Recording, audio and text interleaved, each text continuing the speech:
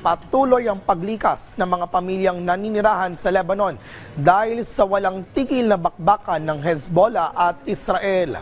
Umakit na sa 564 ang nasawi at nasa 1,835 naman ang sugatan. Sa kabuuan, nasa 1,600 lugar na ang binomba ng Israel. Paliwanag naman ng Israel, mga Hezbollah lang ang kanilang target. Patuloy na tumataas ang bilang ng mga Pilipino abroad na may partner o kasal sa mga foreign national. Ayon kay Commission on Filipino Overseas Secretary Leo Arugay, noong 2022, nakapagtala ang ahensya ng halos 7,000 marriages o partnership sa mga foreign national, 40% na mas mataas kumpara noong 2021.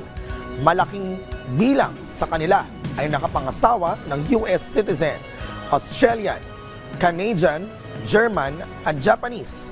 Karamihan ng mga Pinoy na pumapasok sa intermarriage ay nakilala ang kanilang partner sa personal, sa trabaho, pen pal referrals ng mga kamag-anak, sa internet, pati na rin sa mga advertisement at mga column.